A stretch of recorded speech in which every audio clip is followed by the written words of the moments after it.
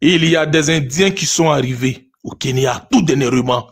Ils ont pris le domaine du transport, le domaine de l'économie, le domaine de, comment on appelle ça la mémoire. C'est-à-dire, ils ont pris tout le domaine économique. Aujourd'hui, là, ils ont tout fait. Ils ont pris le domaine politique. Là où je suis en train de vous parler, là. Ces Libanais, là, ont été déclarés comme une dernière tribu kenyenne. Ils sont au Kenya. Ils vivent là-bas.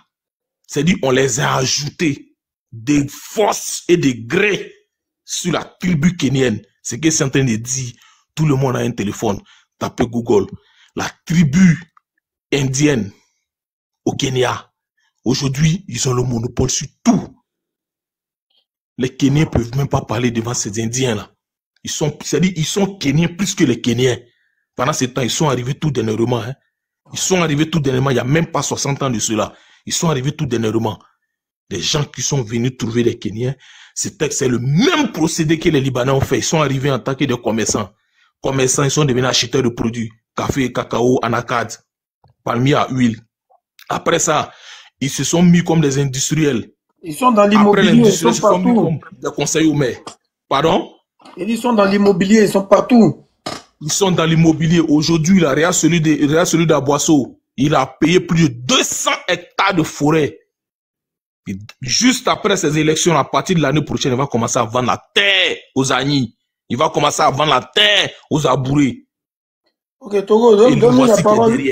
Donne-lui la parole comme ça, va défendre. Comme ça fait longtemps, elle est là. Et tu bouges pas, frère. Merci beaucoup. Maman, allez-y. D'accord. Bonsoir à tous. Togo, je te mets administrateur. Comme ça, tu peux gérer aussi quand je suis pas là. D'accord, pas de souci. Vous m'entendez tous? On t'entend. Oui, c'est M. Cinq, allez-y. D'accord. Moi, je suis Michou. Et dans le cadre du travail de mon mari, on a beaucoup vécu dans les pays arabes. On a vécu en Égypte. Et puis, on a été en vacances aussi au Liban. Donc, c'est ce que j'ai vécu que je vais dire. Voilà. Écoutez bien, c'est un témoignage. Écoutez bien. Ceux qui veulent enregistrer, vous pouvez enregistrer. Écoutez bien. Voilà.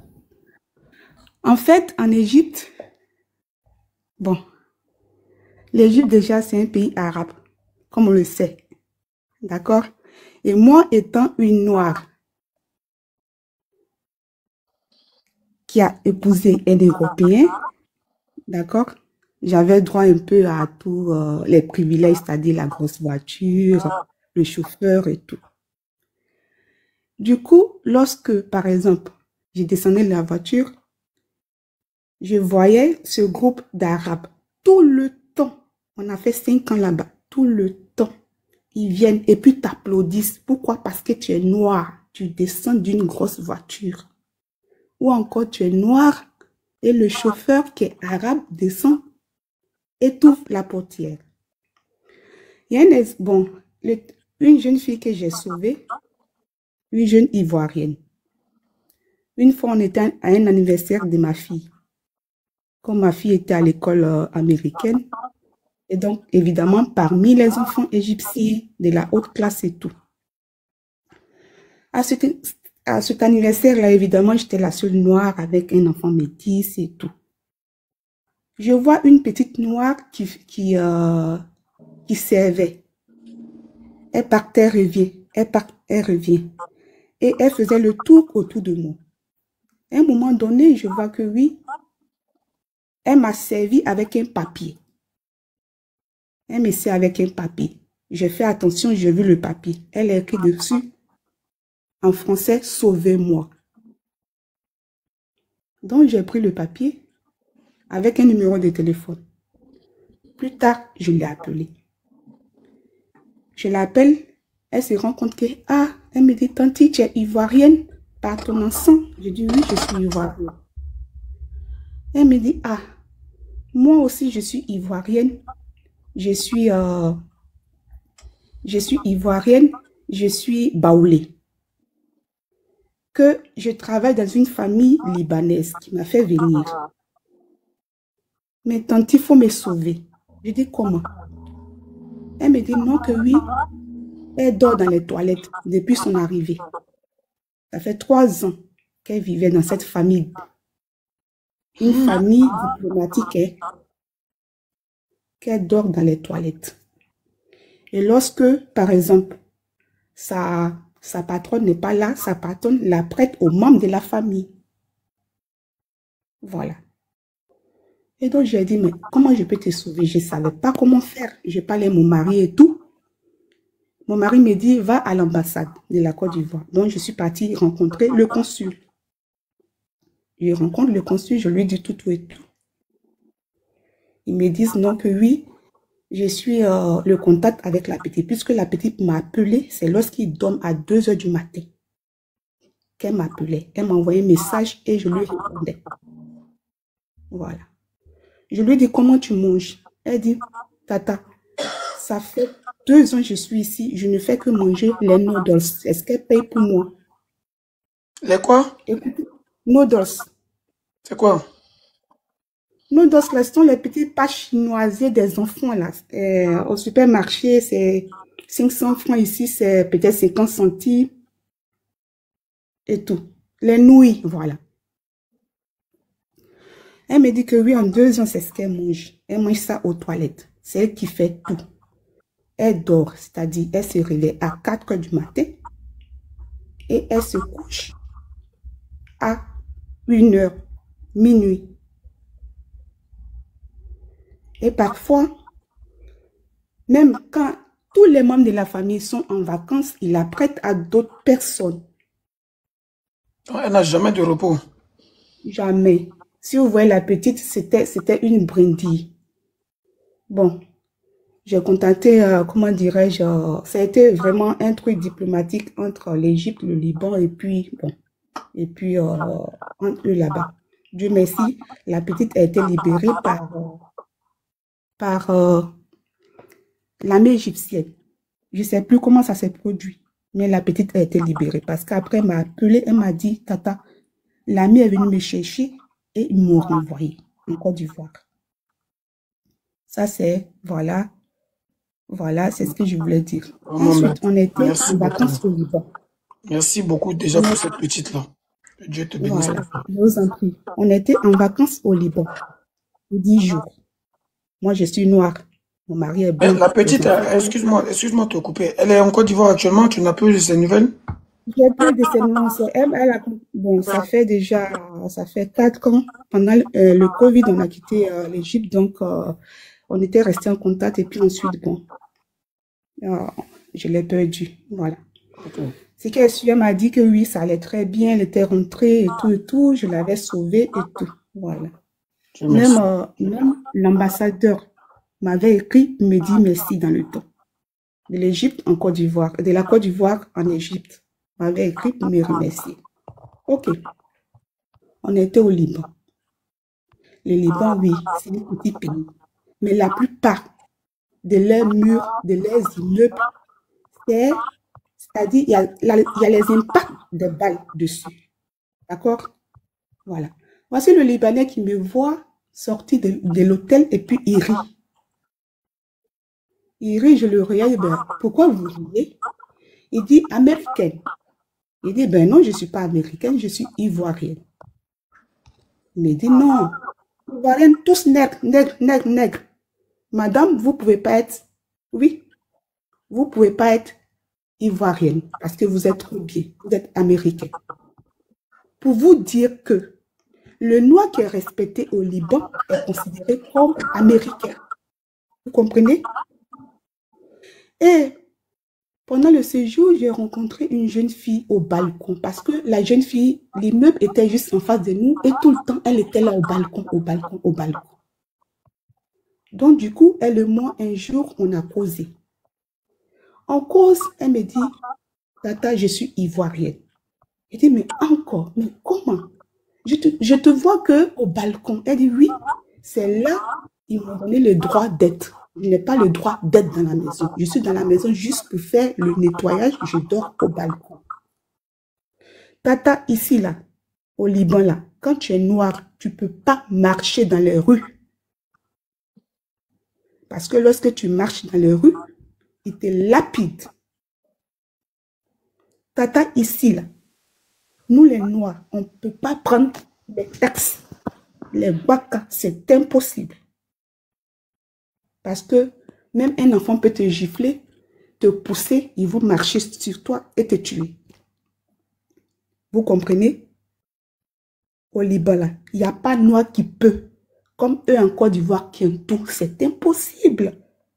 Toi-même, comment dirais-je, tu es ce que tu as assis là. Au Liban, tu ne peux pas marcher pour dire je vais à la boutique. Ce n'est pas possible. Ils vont te lapider parce que tu es noir. Parce qu'ils nous assimilent à des singes. On n'est personne. Le seul mot que tu vas avoir en train de se balader bien là, c'est l'américain parce qu'ils le prennent comme ça. Vous comprenez? Donc, pour vous dire que moi, mon pays, la Côte d'Ivoire, le seul pays dans lequel, lorsque je quitte ici en Europe, je suis en Italie, je quitte en Italie et je pars chez moi, je dis je vais chez moi. Aujourd'hui, le Libanais, il est ivoirien comme moi. C'est-à-dire, je vais dans un magasin, je vais me plaindre si quelque chose de mal se produit, on va partir devant les autorités. Il a raison sur moi. C'est grave.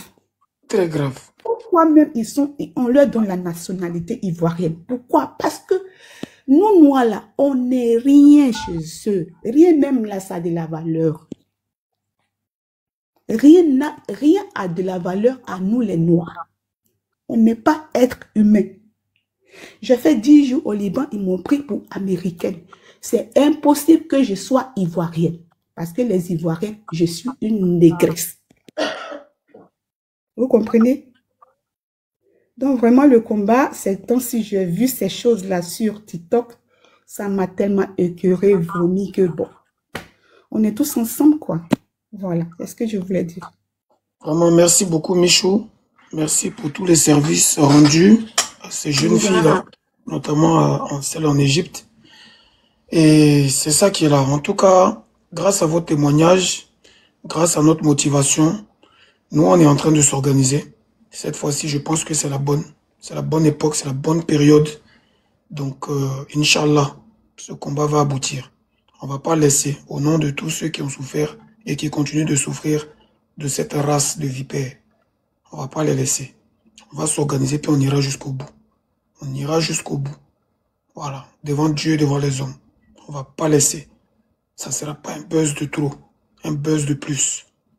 Voilà. Merci beaucoup. Au suivant, lui qui est tout en haut là, il dit qu'il avait un témoignage là. Ouais, Tiesco. Bonsoir. Bonsoir. Je te rappelle de moi, c'est moi qui t'ai monté la fois dernière sur ton live, la Traoré. Bébé, fais-moi un signe à 16h. Oui, vas-y, je t'écoute. D'accord. Moi, au fait, moi-même, mon histoire, moi me concernant, au fait, c'est pas dans un pays Maghreb ou c'est dans moi-même mon propre pays, bien avant même de venir en Occident. Bon, là, on était tout jeunes, hein, j'avais 12 ans par là, non, 12, 13 ans. Et puis, il y a une famille libanaise qui m'a traumatisé. Ils m'ont traumatisé. Bon, on peut dire, ça s'est passé à l'école, quoi. Ça s'est passé, voilà, à l'école. Voilà, à Saïwa. Je sais pas si tu connais la ville. Bon, on est dans la même région que Nayo. On est dans la même région que Nayo. Voilà. Et je suis pas le seul jeune, au fait. Je suis pas le seul jeune. Je vais pas dire aussi leur nom ici. Jusqu'à présent. Mais bon, quand je suis arrivé ici, j'ai eu la chance d'avoir des psychologues ici, bon, qui m'ont aidé. Et puis c'est un peu passé, tu vois un peu. Voilà. Donc c'est un peu ça. Même s'il y avait des éducateurs dedans, mais bon, moi je me disais que quoi, puisqu'ils étaient corrompus, donc il y avait un peu de la naïveté. Tu vois, donc ils savaient pas, bon, ce qu'ils faisaient. Au fait, quand tu es dans une classe avec un Libanais ou une Libanaise, elle veut forcément être, soit il veut être le premier ou elle veut être la première. Quand tu es excellent, c'est pas facile. Quand tu es excellent, soit quand tu es premier en classe, quand tu es dans une même classe avec une Libanaise, moi j'étais dans la même classe avec une, comment on appelle ça la même là, une Libanaise. J'ai pas oublié au fait, j'étais dans la même classe avec une Libanaise. Bon, que je vais taire le nom. Voilà. Si vous voulez, je peux dire le nom, hein. J'ai pas oublié le nom. Voilà, je connais très bien le nom et puis je connais très bien la famille aussi. Voilà, donc c'est un peu ça. Maintenant, on allait à l'école, on était tout jeunes, entre 12 et 13 ans par là. Je crois bien que tu en 4e, non? Il se passe 5e ou 4e par là, si je ne me trompe pas. Maintenant, au fait, quand il y a des documents à acheter, à l'école, voilà, puisque nous, on était dans une petite ville, donc on doit donner l'argent à notre professeur et puis bon, lui doit aller à Abidjan, soit à Abidjan pour aller acheter les documents et puis m'ont ramené ça. Voilà, donc c'est un peu ça. Bon, elle, quand il y a, je sais pas, un document acheté, elle est tout le temps la première à donner l'argent. Soit peut-être on peut dire c'est 5 000, elle peut arriver 10 000. Son papa a l'argent à Sayoa, son papa a l'argent, donc elle peut arriver 10 000. Elle courant les trucs, quoi, les professeurs, les éducateurs, tout et tout. Même il y a des matières, elle ne travaille pas. Subitement, quand on va corriger, bon, quand ils reviennent avec des feuilles, elle est admise. Et tu vois un peu. Donc, à un certain moment donné, bah, nous, on dit non, mais stop, au fait. On a commencé à se plaindre tout. On a commencé à se plaindre tout. On a commencé même à se plaindre, bon, puisque les éducateurs, quand ils viennent, ils vont venir nous narguer que non, que celle-là, elle nage à la piscine, 50 000 et c'est pas quoi, ou bien c'est pas quoi, que son simple week-end peut, il sait pas quoi, payer nos scolarités pendant, il sait pas, 5 à 6 ans par là. Et tu vois, non? Juste pour pouvoir nous intimider. Elle voulait être tout le temps au-dessus de tout le monde. Donc, puisque nous, on dénonçait, mais ça ne payait pas. Donc, on était obligé maintenant, genre, d'agir, de dire la vérité à la fille. Donc, c'est comme cela, un bon matin, bah, moi, j'étais à la maison. Mes amis avec qui je marche là, ils ont corrompu ces amis-là. Ils m'ont dit non, que moi, de venir me chercher à la maison. Moi, mais, midi, maintenant, mes amis là sont venus. Ils ont dit que, ah, mon gars, que on a quelque chose pour toi, quoi. La maman de tel t'appelle. J'ai dit, la maman de tel m'appelle. Donc, bon, moi, je me suis dit quoi. Il dit, mais moi, je m'attends pas avec elle. Elle-même de elle, là. Elle-même, elle m'énerve déjà. Et puis, bon, genre, sa maman m'appelle samedi, quoi. Ils disent que non, que, ah, c'est pour te donner, c'est pas l'argent, et c'est pas, genre, c'est pour te donner un truc, quoi. Genre, ils m'ont embobiné. Eux-mêmes, ils étaient déjà, genre, embobinés, quoi. Donc, maintenant, ils sont venus me prendre à la maison, on est parti. J'ai dit, Tiesco, tu vois les chiens là, non? Les chiens, c'est pas un truc là. On est parti dans les maisons. Elle a mis la peur en moi. C'est quand même, je suis arrivé en Occident ici même là. C'est là même, je sais pas, ils ont travaillé sur moi. Sinon, même quand tu m'effraies comme ça, genre, je suis là un peu, et puis bon, je stresse quoi. Et tu vois, c'est que je suis arrivé un peu ici, il y a eu la chance, j'ai été suivi par des psychologues, donc ça passe petit à petit. Elle me dit que non, que sa fille là, on n'est pas pareil. Faut laisser l'histoire même des pays Maghreb, tout, même dans nous-mêmes, notre propre pays, ça se passe. Nous-mêmes, dans notre propre pays, là, ça se passe. Le Libanais veut prendre le dessus. Le Libanais, là, il veut prendre le dessus. Je reviens à mon histoire. Ils ont des gros chiens comme cela. C'est les chiens, ils ont mis 6 mois. D'abord, quand je suis rentré dans le portail, devant mes amis, hein, mais on était petits. Je peux pas les accuser que non, c'est parce que ils ont été très tout. Bon, ils ne savaient pas. Tu vois, non? Eux, on les a corrompus. Jusqu'à présent, là, le truc même agit 6 mois. Elle dit que non, que sa fille, là, faut plus, moi, je vais toucher sa fille. Que sa fille, là, faut plus, moi, je vais toucher à elle, sa fille. Et puis, le truc qui s'est passé, là, si je sors, si moi, je dis à quelqu'un, là, que même si je raconte ça, parce que en ce moment, là, on était encore chez les tuteurs, tout. Donc, là, même, tu as pas dit, à ton tuteur. Le tuteur, même, là, lui-même, quand il dit Libanais, déjà, là, c'était dans les années 2000, je crois bien, 2009, 2000 trucs par là. Quand tu dis ça même à ton tuteur même, là, lui-même, il va dire que c'est toi-même, tu es le fautif. Il dit, était stressé. On dit, tu connais encore le nom de la famille, là, tu te rappelles encore de leur nom? Je connais très bien la famille Ezedine. Quand tu arrives à Sayoa, le nom de la famille, c'est quoi? Le nom de la famille? Je dis, c'est la famille Ezedine. La fille même, elle s'appelle Ezedine, je sais pas quoi. Elle s'appelle Ezedine Kaoussa. Voilà. Elle s'appelle Ezedine. C'est une grande famille même, présentement. Mais tout ça, ça va finir, au fait. Tout est dans mon cœur. moi, j'ai pas dit, mais au fur et à mesure, on grandit, on prend conscience, au fait. Dès que je suis arrivé ici, là, pendant le traumatisme, ils t'ont mis dans la maison, ils t'ont mis chien sur toi ou bien c'est quoi? Ils ont mis 2 chiens, et c'est pas, ils ont les gros chiens à la maison. Toi, tu connais dans les coups des Libanais, non?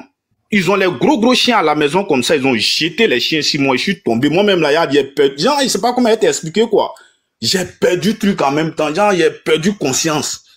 Genre, connaissance, quoi. J'ai perdu même en même temps. Moi-même, là, genre, je me sentais pas, et puis ils sont rentrés maintenant. Quand ils sont rentrés, là, le gardien même était là. Bon, le gardien noir, lui, n'est pas rentré maintenant. Ce sont des Libanais maintenant qui sont rentrés. Ils ont commencé, genre, à me faire peur, quoi.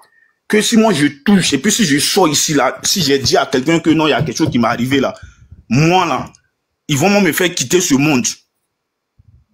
Tu vois, non? Ils m'ont fait peur. Ils m'ont fait peur. Donc, moi-même, quand je vois la... Donc, moi-même, là, quand je vois la fille comme ça, même à l'école, là, même si c'est pas... Tiens, tu t'en as composé, interrogation, la fille connaît rien, mais quand ça vient, elle a 18. Quand ça vient, elle a 19. À un certain moment donné, moi, je me suis désengagé tranquillement. Je ne pouvais même plus m'approcher la fille. Quand tu la voyais, tu avais peur. Tu vois, non? Ça agit sur moi. C'est quand maintenant je suis arrivé en Occident, parce qu'en Occident, bon, quand tu arrives, tu as la chance d'être suivi, parce qu'en Afrique, toi-même, tu connais, quand tu n'es pas de psychologue, là, si tu n'as pas peut-être les moyens, tout, là, nous, on met tout, c'est un peu Dieu, tu me comprends un peu. Voilà, même si ça va pas, tant, même genre, quand tu es un peu truc là, genre, quand tu perds un peu la tête, on dit forcément va à l'église. Or, pourtant, souvent, c'est pas à l'église aussi. Peut-être Dieu peut t'orienter vers un autre chemin, voilà, truc, tu vois un peu. Voilà. Donc, c'est comme ça quand je suis arrivé ici, quand j'ai expliqué là, la dame même en question ici m'a dit non, mais que, en tout cas, la dame même t'a fait très fort, hein. Ça, il a dit, quand tu m'effraies comme cela, supposons, on est dans une chambre, hein, quand tu rentres comme cela, quand tu ouvres la porte, tu vois, non? À ma grande surprise, là, genre, je tremble moi seul. Ouais. Et tu vois.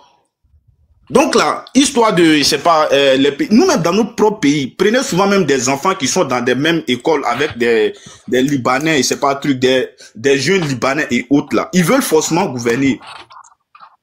Tu vois, non? Ils veulent forcément être au-dessus parce que eux, dans leur mentalité, c'est déjà arrêté. Je ne serai pas trop long, quoi, mais moi, j'ai mis ça dans dans ma mentalité que moi, si moi j'arrive dans mon village là, moi je vais forcément eux là, hein, je vais les amener en justice. Voilà, moi je vais les amener en justice. On est devenu grand maintenant. Je vais les amener en justice. J'ai dit expliquer ça à ma maman comme mon papa. Je vais forcément les amener en justice. Donc c'était pour ça, merci. Merci beaucoup, vraiment Yako, c'est vrai, ça c'est un traumatisme, hein.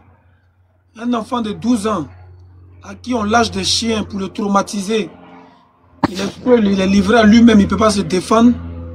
Et ça reste dans sa tête jusqu'à ce que un jour, quand il est à l'aventure, c'est là qu'il prend des psychologues. C'est un traumatisme à vie.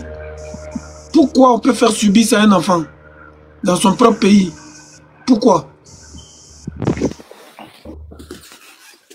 Parce que si nous sommes en Côte d'Ivoire, lorsqu'on va éliminer au moins 5 ou 10 d'entre eux, là, ils vont comprendre qu'on n'est pas dans le jeu.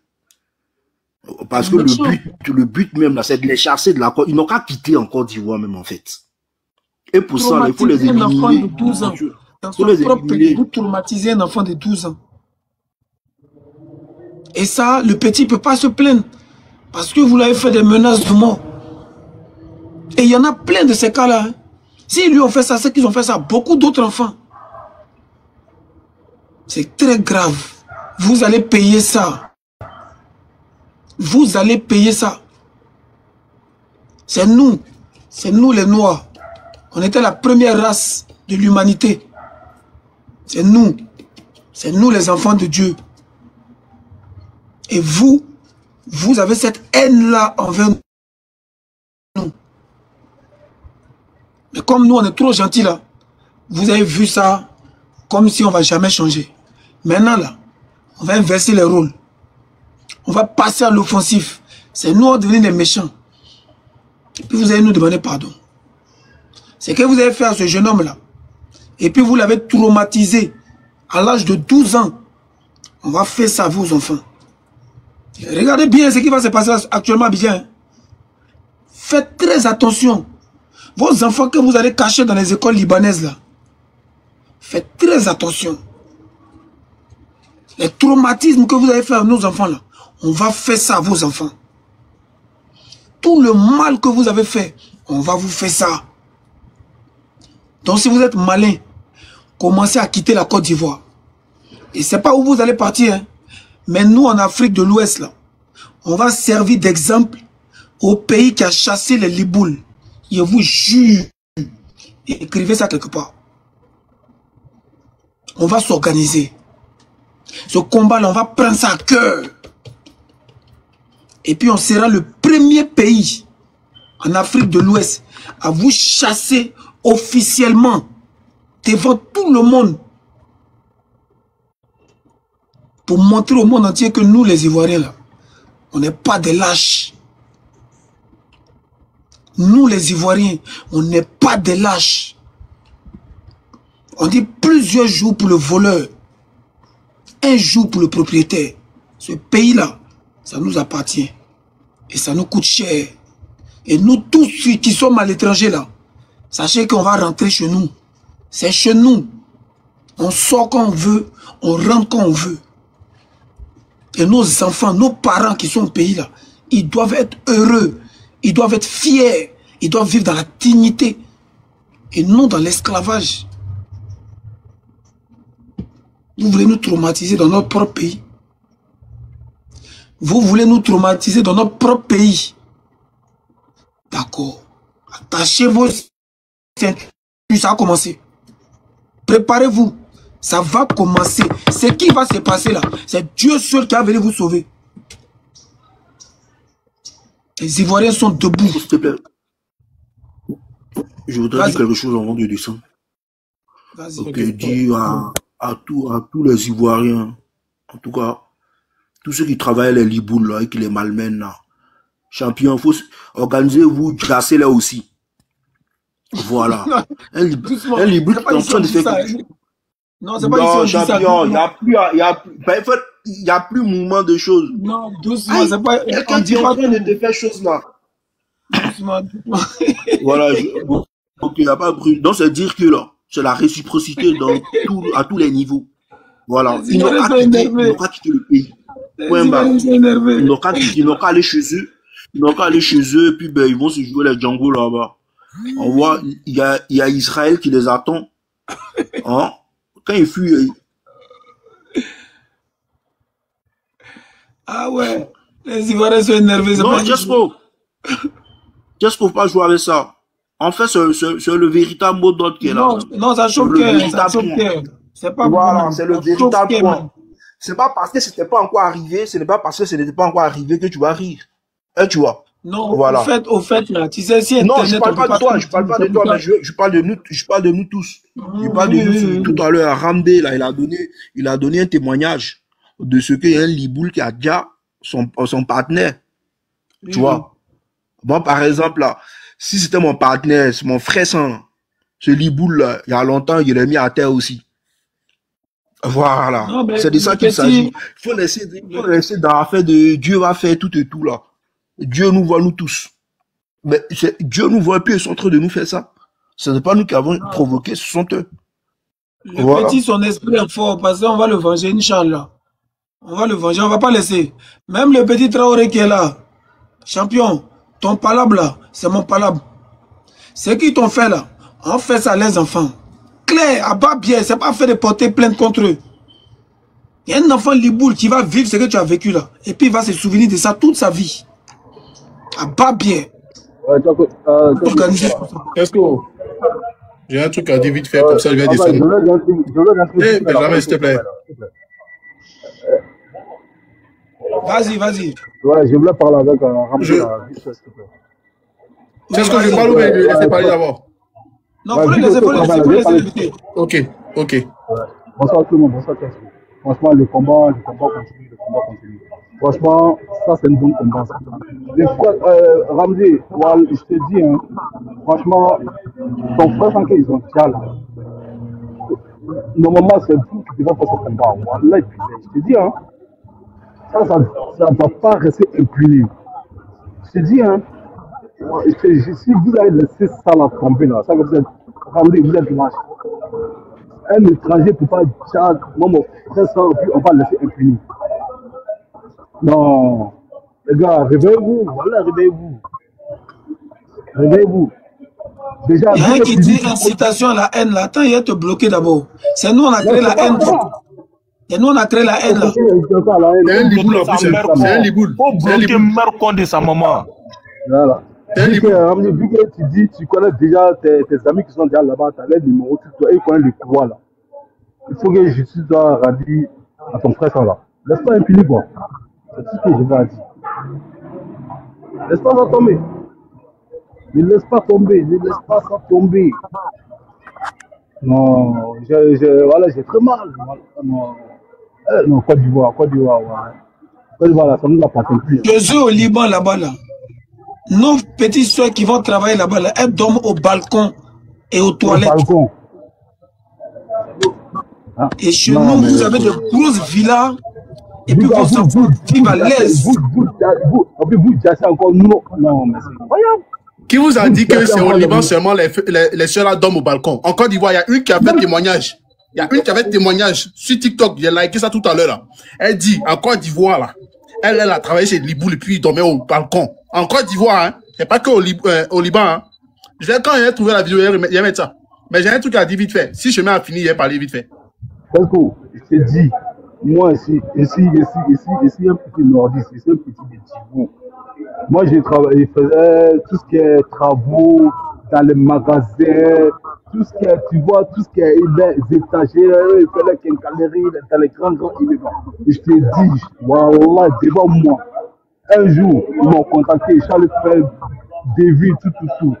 Je suis en train de faire les paras. Il y a un frère noir qui travaille dans les magasins, je te dis. Le mois, il est payé à 20 000 par mois. Donc, pour qu'il voit, le jour, le mois, il est fini là. Le mec, il a commencé à réclamer son nom. Je te dis, voilà, le bout là, il a renvoyé. Il n'a pas payé, il a renvoyé. Non, mais les gars, 20 000 par mois, 20 000 par mois. Il fait sortir les matelas, il fait. Non, mais les gars. Mais franchement, c'est le moment, quoi. C'est le moment. Le mec là, il était un peu bancal, il son pied comme ça. Du cas présent, j'ai toujours son image dans ma tête. Le mec là, il a réclamé son nom, le dibou là, il a renvoyé. D'ici, il ne veut pas travailler, il n'a pas parti. Il n'a pas payé le moral. Le moral, il est parti, il n'a pas payé. On peut être méchant comme ça. On peut être méchant comme ça. Il a payé 20 000 francs par mois. Quand vous dites, ouais, ils sont payés 70 000, 80 000, c'est quelques endroits. Hein.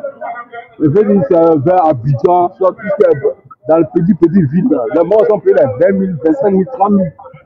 C'est pas évident. On dit, dans ton frère santé, ils ont déjà la cause des femmes. Ne laisse pas impunir. Hein. Ça ne doit pas laisser comme ça. Il faut que justice doit faire pour ton frère. Ça ne doit pas laisser ça comme ça. Voilà. C'est tout ce que je vais dire. Donc, merci fort. Voilà. En tout cas, mon vieux Tchesco, il y a envoyé mon numéro, ça va être coordonné. En tout cas, moi, ils sont engagés, tu connais.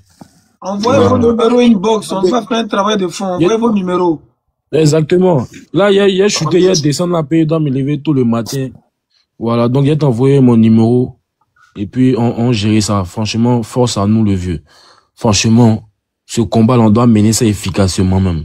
Très efficacement. Vous ne rigolons pas avec ça. Ne rigolons pas avec ça. C'est notre suivi. Le nom le nom de la boulangerie où ton non, je connais pas la boulangerie. Mais mes frères qui étaient là, quand ils sont venus me chercher là, il est WhatsApp ici. Si c'est pour coordonner ça, là, même la famille, sa famille habite à Sonvon, à côté du collège. Non, il n'y a pas le nom. Ah, le nom du gars. La famille. C'est ce que tu dit là. Sa famille habite à côté du collège La Rose, à Sonvon. Ah ouais, voilà. Il y a les WhatsApp. Il y a WhatsApp de tout le monde ici. Si c'est pour coordonner, il n'y a pas de souci. Envoyez-moi un numéro, Tchesco, et puis on gère ça, il n'y a pas de souci. Voilà, moi je vais descendre, franchement. Bon live et que Dieu bénisse tout le monde. Merci beaucoup, mon fils. Que Dieu te bénisse. On se prend inbox. Ok. Bon, qu'est-ce qu'il y a que vite fait comme ça, et puis je vais vous laisser, parce qu'effectivement, il y a des gens qui doivent monter aussi, mais bon, puisqu'on travaille le matin. Donc, je vais mettre la vidéo de la dame là, et puis après maintenant, je vais vous donner un nom. Écoutez, hein. La majorité des filles africaines qui travaillent chez les Libanais en Côte d'Ivoire, elles tous dorment au dehors. Elles tous dorment au balcon au dehors. Même quand il pleut, tu vas t'asseoir au balcon là. Malgré qu'il y a chambre, les Libanais refusent de donner chambre aux filles à leur servant pour dormir dedans. Tu dors au balcon ou soit tu quittes ton travail. Moi-même qui vous parle là, j'ai travaillé chez les Libanais de 2014 2018. J'ai dormi au balcon. Il pleut, on est assis au balcon en bas de pluie. C'est vous voulez les laisser. Ils vont devenir maires en Côte d'Ivoire. Ils vont créer eux-mêmes leur propre école. Restez là, bientôt vous-même, ils vont vous chasser dans votre propre pays. Et puis ils vont prendre vos pays là pour créer deuxième Liban. Restez là, jouez avec les Libanais. Vous pensez que chez eux là-bas, là, Africains à droit là-bas? Moi, je suis parti au Liban. J'ai signé un contrat, je suis parti au Liban. Et pleurer m'a dégoûté. J'ai travaillé chez ma patronne, celle qui m'a fait partie, j'ai travaillé chez elle. J'ai travaillé chez sa belle-mère. Quand on dit pleurer, en train de laver assiette là, ça m'a dégoûté. Vous jouez à ceux-là. Restez là. Voilà. Il t'envoyé la vidéo là, même, tu vas voir. Il t'envoyé la vidéo dans ton privé là-bas. Donc voilà un peu, hein. Elle dit, la majorité des filles africaines qui travaillent en Côte d'Ivoire, bon, on a dit, puisqu'on est en Côte d'Ivoire, essayez de couper le micro de l'homme fort. Donc la majorité des filles qui sont en Côte d'Ivoire, qui travaillent pour les Libouls là, écoutez, hein, dorment au balcon. Et même lorsqu'il pleut, ces filles-là dorment au balcon. C'est grave. Donc, il n'y a pas qu'au Liban seulement que les filles-là dorment au balcon. Point. Je vais faire une parenthèse vite fait. Il y a Assini, écoutez, hein, Assini Mafia, sud-est de la Côte d'Ivoire. C'est lui qui est maire là-bas, là. Il s'appelle, écoutez très bien son nom, hein. Il n'est pas Liboul, mais écoutez très bien son nom. Si on fait des recherches, vous allez voir. Il s'appelle Pierre-René Magne Welfel. Ceux qui veulent, voilà. Je sais pas si, c'est W-O-E-L-F-E-2-L. Il est à moitié blanc façon là, vous allez voir. C'est Assini, hein. Assini, je vous dis Assini. Vous savez pourquoi Assini, les gens aiment aller là-bas, pourquoi Assini est comme ça là? C'est un gars, un babtou qui est là-bas. Avait dit, le gars là, ils lui ont donné Assini, il n'est qu'à gérer. Donc c'est pour eux là-bas. Voilà pourquoi c'est un peu privatisé. Tout le monde peut pas aller là-bas. Dans notre propre pays là, les gens peuvent pas aller à Assini. C'est comme ça. Bref, ça c'était une parenthèse. Voilà, ah, il est libanais. D'accord, merci Vamsi. Ok, voilà, Vamsi a confirmé. Il s'appelle, écoutez, hein, Pierre-René Magne Wolfel. Je sais pas si c'est bien prononcé Wolfel là, mais c'est son nom. Tapez, vous allez voir. C'est qui veut dire que Assini là, c'est géré, c'est pour eux là-bas. Point. Mes frères et sœurs, avant de vous laisser, j'aimerais dire un truc très simple. Vous savez très bien que le problème même des Africains, c'est l'Africain lui-même. Le problème même de l'Africain, c'est l'Africain lui-même. Parce que c'est grave ce que nous faisons. Quand nous sommes à l'école, parce que tout à l'heure, il y a un gars qui vient de parler effectivement. Quand nous sommes à l'école, par exemple, et que nous voyons un Babtou ou un Liboul, nous voulons tisser une amitié directement avec cette personne-là. Et c'est mental. C'est dans la tête. Attends, frérot, Silva. Oui, oui. Silva. Oui, oui. C'est vrai que le maire d'Assini, c'est un Liboul. Ah, moi, vous voyez, il y a confirmation dedans. Moi, je te dis, moi, je ne sais pas si c'est vraiment un Liboul, mais voilà. Il s'appelle Pierre-René Magne Wolfel. W-O-E-L-F-E-2-L. Voilà. Donc, Assini Mafia, là, c'est pour eux là-bas. Tout est coordonné, tout est géré, c'est pour eux. Point. Maintenant, moi, je ne sais pas si c'est vraiment un Liboul. Sinon, il est né en Côte d'Ivoire en 1940, quoi, là, 48, à Gagnoua. Mais, c'est un Babtou. Allez voir la photo du gars. Allez voir, renseignez-vous sur lui. Tout le monde. Voilà.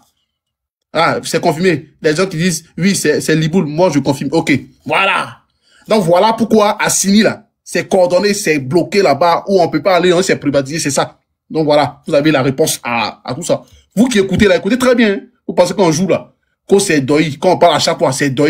C'est doi. C'est doi. Voilà. Mais c'est les bâtards des autorités villageoises là qui l'ont voté, qui ont donné cette possibilité aux gars là. Je vais lire vite fait ce truc-là, mais déjà. À propos de Pierre-René Magne, Wolfel, voici les éléments vérifiés. Il est bien maire de la commune Assini Mafia, sud-est de la Côte d'Ivoire. Sa biographie, il est né le 11 février 1948 à Gagnoua, de nationalité ivoirienne, ancien dirigeant d'entreprise, etc.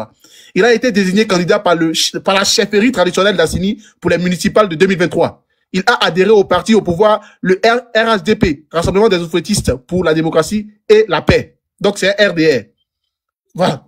Voilà un peu les infos que j'ai sur lui. Point. Je m'arrête là. Donc je continue dans ce que je disais. Mes frères et sœurs, la Côte d'Ivoire en danger. Je répète. Puisqu'on parle de la Côte d'Ivoire, je dis la Côte d'Ivoire en danger, mais toute l'Afrique même est en danger. Voilà. Mais puisqu'on parle de la Côte d'Ivoire, on reste sur le cas de la Côte d'Ivoire. Vous savez pourquoi on est en danger? À partir du moment où des gens sortent, ils commencent à s'affirmer. Ils commencent à menacer des Ivoiriens. Sur le sol ivoirien, ça veut dire que nous sommes en danger. Ça veut dire que ces gens-là sont soutenus par le gouvernement en place. Je m'explique. Lorsque, dans le live du démon Makosso, un tel homme, un tel condescendant dit que si on dit encore que lui n'est pas ivoirien, il va aller voir directement le procureur, ça veut dire que nous sommes en danger. Ça veut dire que l'Ivoirien n'a même pas raison dans son propre pays. Ce qui n'est pas le cas au Liban. Mes frères et sœurs, la condescendance de ces personnes-là doit s'arrêter là. Parce que on ne peut pas accepter que ces gens-là nous narguent dans notre propre pays. Ou même, ils prennent carte d'électeur. Ils prennent, comment je peux le dire? Ils prennent la carte CEMU, le passeport ivoirien et autres. Pour nous narguer, pour nous dire que nous sommes plus ivoiriens que vous. Et le même gars qui a dit que lui, il allait se présenter à Agoville, là. Ce gars-là, ce qui est bizarre, c'est que il traite les Ivoiriens de Libériens. Il traite les Ivoiriens de Ghanéens. À partir du moment où un Liboul, qui n'a jamais été métissé, mais il est Liboul pendant longtemps en Côte d'Ivoire, c'est que c'est grave. C'est très grave. Parce qu'il a osé dire que nous, en tant qu'Ivoiriens, on vient du Ghana, on vient du Libéria. Ça, c'est pas permis. On doit pas accepter ça. Et les Ivoiriens, et surtout les nègres, ne doivent pas accepter ça dans leur pays. Mais ce que je voulais dire tout à l'heure, c'est que à l'école, quand il y a un Babtou ou un Liboul qui est dans notre classe, on peut faire tisser amitié avec lui. On peut faire tisser amitié avec le Liboul ou le Babtou par rapport à nos frères noirs. Et c'est ce qui fait mal. Le pire dans tout ça, c'est que nos professeurs, nos maîtres acceptent que ces gens-là soient supérieurs à nous. Et puis, ça fait mal de savoir que des frères noirs et surtout des Africains prennent leur défense sans pour autant savoir la maltraitance qu'ils nous infligent dans notre propre pays et surtout même dans leur pays. Ces gens-là sont des maudiats. Je vous assure que ces gens-là sont des maudiats. Ils ne respectent pas les êtres humains et surtout les noirs. Nous devons imposer la réciprocité. C'est ce qui doit mettre dans la tête de ces gens-là qu'ils sont à l'étranger et quel que soit le nombre d'années qu'ils vont passer dans notre pays, ils resteront toujours des étrangers comme nous aussi on est traités à l'étranger. Quel que soit le nombre d'années qu'ils vont passer en Côte d'Ivoire, ils resteront toujours des étrangers aux yeux des Ivoiriens. Quel que soit le temps qu'ils vont passer chez nous et qu'ils sont communautaires, alors nous on doit les imposer que nous on est prêts pour eux parce qu'ils sont pas prêts pour nous, nous aussi on n'est pas prêts pour eux. Les frères et sœurs, où nous sommes arrivés là, c'est pas tu es RDR, tu es ceci, cela. Non, c'est que les Ivoiriens contre les Libouls. Vous devez savoir une chose. Ce qui me fait mal, quand il y a un Ivoirien qui est malade, je vois sur les posts, Papa Hassan Hayek, moi j'ai mal. Je dis j'ai mal et mon cœur saigne. Quand je vois que des Ivoiriens souffrent, la première personne à qui ces Ivoiriens qui au secours, c'est Hassan Hayek ou Hassan Hayek. J'attends Papa Hassan Hayek et moi j'ai mal. Ça veut dire que il y a un véritable problème en Côte d'Ivoire. Il y a un véritable problème en Côte d'Ivoire. On se tape la poitrine pour dire on est Ivoirien. Mais quand il y a un souci là, c'est lui là on appelle. Pourtant on sait comment il gagne son argent. C'est pas lui qui prend son propre argent pour fournir de l'aide aux Ivoiriens. Mais c'est la cotisation qu'il fait là qui donne de l'aide à des Ivoiriens. Mais pourquoi ça, à chaque fois c'est nous on crie à son nom. Et ça me fait mal de le savoir.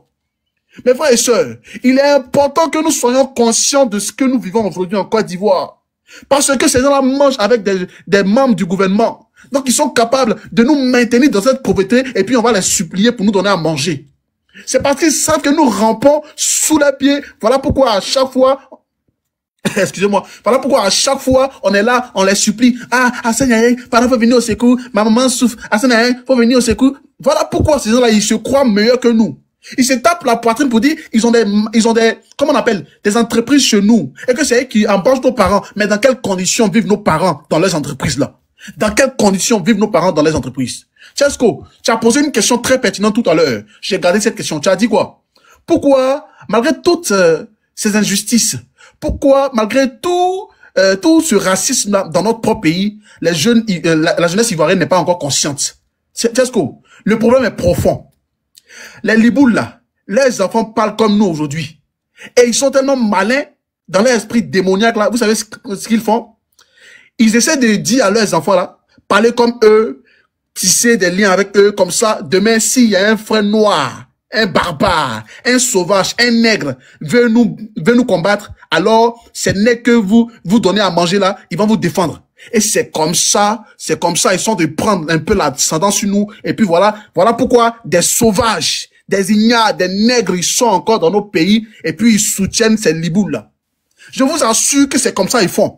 Ils disent à leurs enfants que essayez de tisser des alliances avec leurs frères noirs là. Comme ça, demain, si jamais leur propre frère noir veut nous combattre, alors vous allez voir, il y a des barbares, il y a des nègres, il y a des enfants barbares qui vont soutenir ces gens-là et qui vont nous défendre. Et c'est comme ça, voilà pourquoi la jeunesse ivoirienne défend ces gens-là. Ah, moi, mon papa travaille à la zone industrielle, hein. Moi, les Libouls, ils ont 3000 entreprises chez nous, hein. Franchement, ils nous donnent des choses, hein. Donc, moi, en plus, on a la même religion, hein. Donc, moi, je peux pas les... C'est ce qui se passe en Côte d'Ivoire. Voilà pourquoi on est dans cette merde-là. Donc, la question que tu as posée là, c'est une très bonne question. Des gens comme ça, qui quittent à des milliers de kilomètres, qui traversent tout le Moyen-Orient ou le Proche-Orient pour venir en Côte d'Ivoire, dans un pays africain noir, pour s'installer, faut te dire que ils savent ce qu'ils ont dans la tête. Ils ont besoin d'un autre pays pour s'asseoir, pour recoloniser ce pays-là et aussi s'asseoir politiquement. Ils ne font rien pour rien. Si Liboul marche avec toi, c'est parce qu'il a mis sa main dans ta poche. Il sait que ce qu'il va te donner là, il va retirer ça demain. Ils font rien pour rien. Voilà eBay, avant qu'il ne meure, il a dit, il y a un Liboul qui a donné 60 millions de francs CFA. La vidéo circule aujourd'hui. eBay, qu'on connaît là, Ibrahim Koulibaly, qui était garde rapproché de la femme de Ouattara là, c'est lui qui a dit ça. 60 millions de francs CFA financés par un Liboul pour la guerre. Liboul fait rien pour rien. Liboul fait rien pour rien, les frères et sœurs. Et pour chuter, je vais vous dire un truc très important. Je vais vous lire les documents parce que c'est très important de lire à chaque fois. Pour vous dire que voilà comment ces gens-là s'introduisent dans notre économie et de façon illégale. Pourquoi à chaque fois on dit ah mais ils sont bien. Pourquoi à chaque fois oh mais ils ont des entreprises chez nous. Ouais pourquoi on va les chasser. Ouais toi tu fais quoi. Il y a une vidéo qui circule ces temps-ci là où il y a une Liboul qui dit ah, moi aussi, plus ivoirien que toi. Et puis, il y a deux sauvages, deux filles noires sauvages, barbares, des illettrés notoires, des vendus qui sortent pour dire, ah, oui, toi, tu es ivoirien, t'as donné quoi? T'as apporté quoi à la Côte d'Ivoire? Et j'ai mal de savoir que c'est ces gens-là qui sont en train de vendre la Côte d'Ivoire parce qu'elles ont mangé du riz à midi. Voilà des gens qu'on doit mettre au poteau, je vous le dis. Mais, c'est très important. Écoutez-moi très bien, hein. J'ai cherché à voir le PIB de la Côte d'Ivoire. On dit les Libouls participent à 8% du PIB de la Côte d'Ivoire. Mais je vais vous dire un truc très important. Écoutez-moi très bien. Non, c'est pas une vidéo, c'est une lecture du PIB de la Côte d'Ivoire. Comment les Libouls ont des entreprises, comment les Libouls ont des immeubles, et puis on dit, ah oui, ils ont pris, le secteur immobilier. Écoutez-moi très bien. Alors, 1, blanchiment d'argent et économie parallèle. Les revenus issus du trafic, tels que drogue, or, carburant, etc., ne sont pas déclarés. Mais ils s'infiltrent dans l'économie légale à travers investissement dans l'immobilier, achat de terrain, construction, location, commerce de façade. Écoutez-moi très bien. Commerce de façade, bar, restaurant, import, export, transport, transfert d'argent et microfinance pour dissimuler les flux. Résultat, une partie de la richesse circule hors du contrôle fiscal de l'État, ce qui force les statistiques économiques et réduit les recettes publiques. Voilà pourquoi aujourd'hui, on dit, mais ils ont des immeubles, hein? Pourquoi, ils ont des écoles, hein? Pourquoi, ils ont des restaurants, on vend des shawarma? C'est parce qu'ils dissimulent leur faux truc là et puis on dit, ils ont l'argent. Ce sont des vendeurs de poupouna pour les gars. Je continue. Déstabilisation monétaire et inflation locale. Les flux d'argent noirs, entre parenthèses noirs, injectés massivement dans certains secteurs tels que immobilier, transport, or, etc., peuvent faire monter artificiellement les prix, créer une inflation localisée et déséquilibrer la demande réelle. Par exemple, dans certaines villes, Abidjan, Bouaké, San Pedro, des flambées de prix dans l'immobilier où les voitures de luxe s'expliquent parfois par des capitaux non traçables. Vous avez entendu? Pour ceux qui écoutent là, ça c'est lecture, hein. C'est pour vous dire, voilà comment ils dissimulent leur argent et puis on dit, ils sont riches. C'est faux à faire et c'est fausse à faire. Je continue. Corruption et affaiblissement de l'État. Écoutez, hein. Ces activités illégales alimentent la corruption. Paiement de pots de vin à des douaniers, gendarmes ou responsables locaux. Est-ce que vous entendez? Je répète. Paiement de pots de vin à des douaniers, gendarmes ou responsables locaux. Protection politique de certaines filières. Vous avez entendu? Protection politique de certaines filières. Financement de campagnes électorales. Récemment, là, ils ont donné 60 millions de francs CFA ou bien 60 milliards de francs CFA à Ado pour faire campagne. Ceux qui disent j'ai mal là, allez voir sur Google. Aujourd'hui, Internet est là pour ça. Allez voir. Je continue. Effet, le trafic affaiblit la gouvernance, détourne des fonds publics et crée une économie criminelle parallèle qui concurrence l'État. Je continue. 4. Influence régionale et géopolitique. La Côte d'Ivoire est un carrefour logistique de l'Afrique de l'Ouest. Elle est donc une zone de transit pour la drogue venue d'Amérique du Sud, via Guinée, Sierra Leone, Ghana.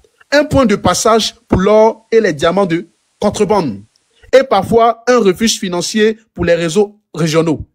Ces flux renforcent le rôle stratégique du pays, mais fragilisent ses institutions face aux pressions étrangères et aux mafias transnationales. Voilà pourquoi Gafi ou je sais pas quoi là est venu en Côte d'Ivoire tout récemment pour faire des enquêtes sur le Hezbollah ou même sur l'économie ivoirienne. Vous avez entendu? Je reprends cette partie-là. Ces flux renforcent le rôle stratégique du pays, mais fragilisent ses institutions face aux pressions étrangères et aux mafias transnationales. Voilà pourquoi des institutions internationales sont venues en Côte d'Ivoire récemment pour voir l'économie ivoirienne parce qu'on dit il y a beaucoup de blanchiment d'argent en Côte d'Ivoire et il y a beaucoup de trafic de drogue et autres là-bas. C'est ça. Voilà la raison. Voilà la véritable raison. Je continue pour vous. Il y a 5. Ok. Pour finir. Impact social et inégalité. Écoutez, hein, les revenus de l'économie illégale profitent à une minorité bien connectée, tandis que les jeunes pauvres deviennent souvent des runners ou guetteurs. Vous avez entendu? Des runners ou guetteurs. Voilà pourquoi certains de nos frères sont mis dans le frigo. Vous voyez dans les magasins comme Sokosé et autres, où ce sont des jeunes noirs là. On les met dans le frigo pour faire publicité de frigo là. C'est ça qui se passe. Moi, j'ai vu une vidéo récemment où un jeune Liboul a mis un jeune Ivoirien dans le frigo, il a fermé et puis il s'est levé. Le jeune, tellement qu'il est bête aussi, il se lève et puis, ah, voilà, hein, le frigo là est bon, c'est moins cher, venez acheter. Voilà comment ça se passe. Voilà les trucs maudits qui se passent en Côte d'Ivoire et puis les gens acceptent. Voilà ça. Pour finir, alors, l'argent facile crée un désintérêt pour le travail légal. Voilà pourquoi aujourd'hui, en Côte d'Ivoire, les gens disent, oh, mais ils nous donnent faut laisser, il m'a donné bon. Eh, mauvais personne, par faut me donner bon là-bas, pour prendre mon wave. Ça, c'est l'argent facile. Et donc, les gens ne veulent pas travailler légalement. Voilà pourquoi les jeunes Ivoiriens les défendent là. C'est à cause de tout ça. Je finis avec ça. Et les inégalités se creusent sans contribution fiscale, ni retombée pour la société. Cela nourrit la fracture sociale et la défiance envers l'État. Voilà. Pour finir, pour ceux qui veulent les sources là, c'est très important. C'est UNODC. Transnational Organized Crime. Bon, je sais pas comment on lit en anglais. Crime Threat Assessment. Ça s'appelle UNODC. Entre parenthèses, TOCTA. Pour ceux qui veulent, hein. Donc, ce sont les documents, vous allez trouver tout ça là-bas. C'est très important. Donc, mes frères et sœurs, c'est pour vous dire que le combat dans lequel nous sommes est un combat bien défini qui concerne tous les Ivoiriens. Quel que soit l'endroit où vous venez. Même si on a des partis politiques divergentes, nous devons nous unir pour interdire à ces liboules-là de nous piétiner sur nous. C'est important d'écouter ce que nous disons. C'est avec des preuves à l'appui qu'on parle.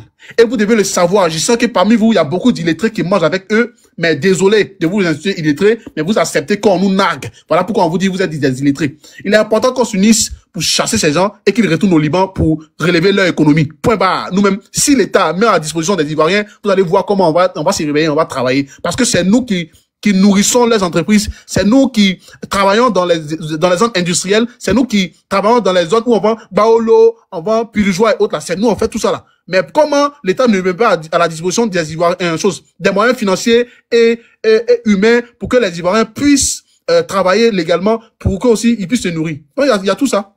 Il y a tout ça. Merci. Merci Tiesco. Et on est ensemble pour le même combat. C'est moi qui te remercie, frérot. C'est moi qui te remercie.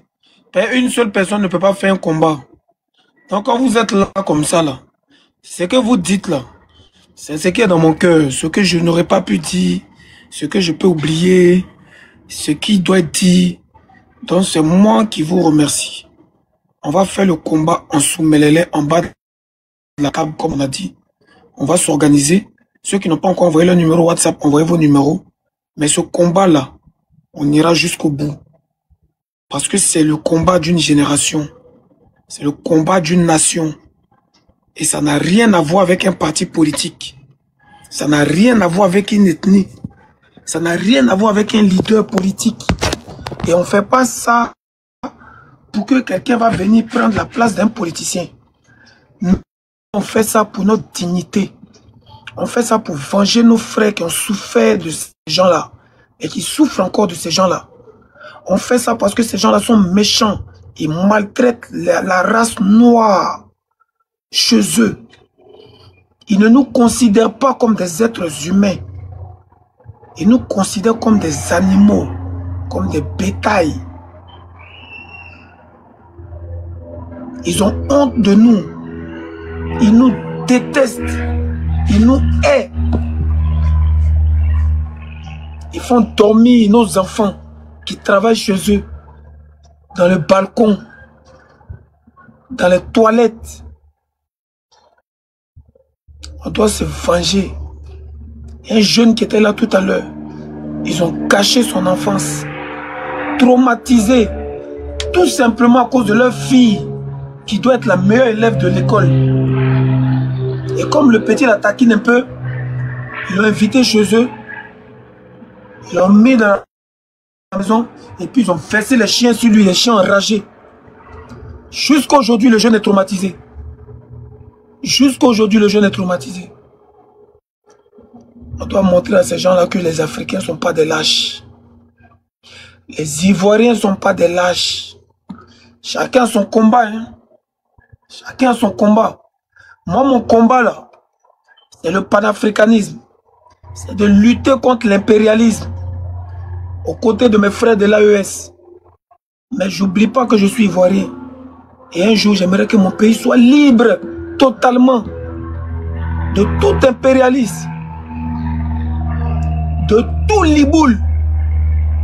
À part les liboules aujourd'hui, à part les liboules demain, à part les liboules. Quelqu'un me dit, tiens, est-ce que tu as combien d'employés? Mais je préfère ne pas avoir des employés si c'est pour les maltraiter. La race noire n'est pas une race qu'on doit maltraiter.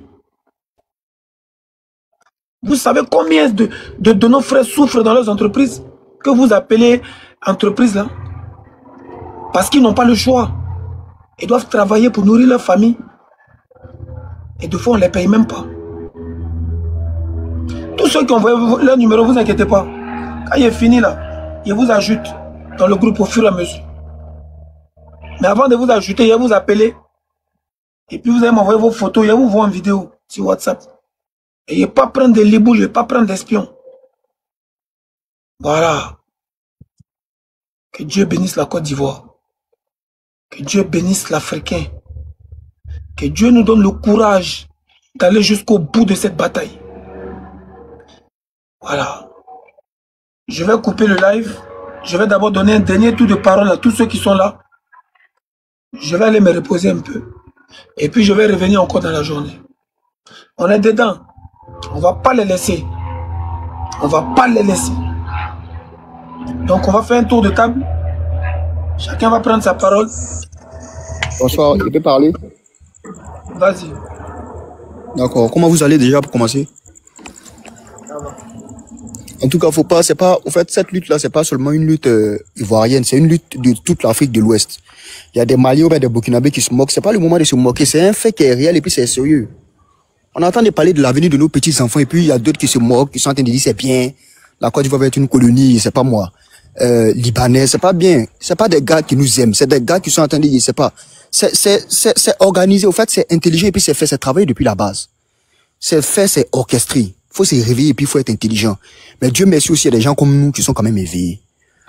Il n'y a pas quelqu'un, Hassan Aïek ou tout. Au fait, c'est ça. Parce que, justement, ils aident parce que le jour que ils vont faire des bêtises, ils vont dire que non, toi, justement, c'est ce genre de propos qui vient. Tu as combien d'employés? Faut regarder des gens, des noirs qui viennent dire ça. Faut se réveiller au bout d'un moment. L'arabe n'a jamais aimé un Africain. Ça n'a pas commencé aujourd'hui, ça n'a pas commencé demain. En Égypte, et c'est pas moi, partout. Et puis, même les Égyptiens, les Tunisiens, eux, au moins, c'est des Maghrébins, c'est des Africains du Nord, ils viennent d'ici. Mais les Libanais sont, je sais pas moi, à 10 000 km d'ici, en Moyen-Orient, c'est pas nos frères. Ils sont tellement loin. Ils peuvent partir en Afghanistan, ils peuvent partir, je sais pas où. Mais pourquoi c'est en Côte d'Ivoire s'ils viennent? Posez-vous aussi la question. Ils peuvent partir partout, c'est en Côte d'Ivoire ils viennent. Pourquoi c'est en Côte d'Ivoire ils viennent? Donc ils peuvent partir partout. En tout cas, les autorités, moi, j'espère, c'est pas une affaire des partis politiques, parce qu'il y a d'autres qui pensent que non. Moi, déjà, moi, je suis Djoula, voilà, mais moi, je suis pas d'accord avec ça. Ça n'a rien à voir des partis politiques ou bien, faut se réveiller. Voilà, tiens, Burkinabé, tu...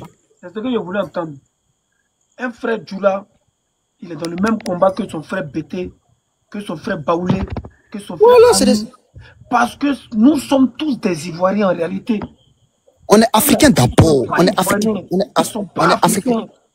Ils sont pas africains. Ils sont pas africains, faut se réveiller. Tous les noirs du monde pour venir dans mon pays, que eux. Vas-y, frère.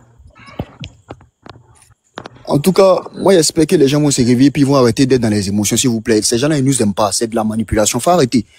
Ils sont tellement nombreux à boaquer. Faut se réveiller à San Pedro. Il y a des mosquées privées. Il y a des plages privées.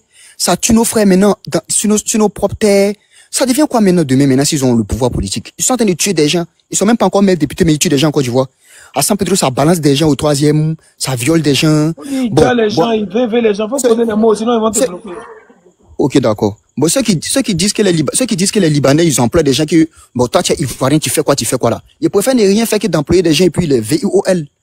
Et puis les TUET, TUER. Et c'est pas, faut réfléchir au bout d'un moment. Voilà, les gars. Faut réfléchir, on est dans un pays, c'est pas, faut arrêter d'être endoctriné puis d'être, au fait, c'est un travail fait, ils sont en train de faire ça partout. On appelle ça le grand remplacement. C'est fait, c'est exprès, faut se réveiller. On est africain, on doit privilégier d'abord les Ivoiriens, après les Africains. Après, maintenant, peut-être, même la France, même encore mieux que eux. Pourquoi? Parce que la France, il y a un lien, c'est le pays colonisateur. Tu vois ça, au moins, il y a un lien. En France, quand on va, en France, et puis, déjà, même pour commencer, ceux qui disent que non, tu es en France, non, que tu es Ivoirien, ça n'a rien à voir. Parce qu'en France, là, moi, je peux pas être président en France. Voilà, je suis noir là. Je sais que je suis par exemple français. Moi, je suis français, j'ai des origines. Et je suis français, j'ai des papiers, mais je peux pas être président. Même Kylian Mbappé, Zinedine Zidane, ils vont leur dire, si Mbappé même aujourd'hui c'est là pour dire qu'il va être président, ils vont dire, toi tu es Camerounais. Ils vont commencer à lui dire, français d'origine, tant, faut se réveiller. Ils sont Ivoiriens, comment un Libanais, il peut dire que non, il menace les gens. Je sais pas. En tout cas, j'espère que le président Alassane Ouattara et puis son gouvernement, ils vont se réveiller. Parce que ça n'a rien à voir. C'est plus une affaire de gouvernement. C'est nous-mêmes, on doit faire le travail. Et puis le gouvernement va suivre. Maintenant, si le gouvernement ne veut pas suivre là, c'est qu'eux-mêmes vont se laisser. Mais c'est au peuple de faire le travail.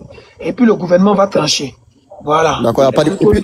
Et puis, Tchesco, tu sais quelque chose? Tu sais ce qui me fait mal dans cette affaire? Il n'y a aucune grande star qui parle. Les Agba, les Samou, les Doupi Papillon, tu vois les influenceurs, c'est ce qui se dit entre parenthèses, pseudo-influenceurs là, les maudits là, les enfants maudits là. C'est vous qui leur donnez non, c'est vous qui leur donnez non. Nous autres on se cherche là. Comment vous pouvez imaginer qu'en Côte d'Ivoire, moi Tiasco, j'ai chanté son pour les éléphants pendant la CAN. Le son ici YouTube, il y a plus de 300 000 vues. On a beaucoup d'artistes comme ça à avoir chanté pour les éléphants. Mon son les fait oh yeah, éléphant oh yeah, faites comme chez vous oh. Mais la coupe reste chez nous, plus de 300 000 vues. Le petit Libanais qui a écrit la team PA là, Il a Ouais, dit, Momo, Momo. il dit, Allah Hashibla Hashibla. On lui a donné médaille de chevalier d'honneur. Ouais, j'avais vu ça. C'est-à-dire, nous, dans notre propre pays, on fait tout pour s'en sortir. On chante, Mais c'est on pas, fait des bruits. On fait c'est tout pas pour s'en possible. sortir. Mais ça va pas.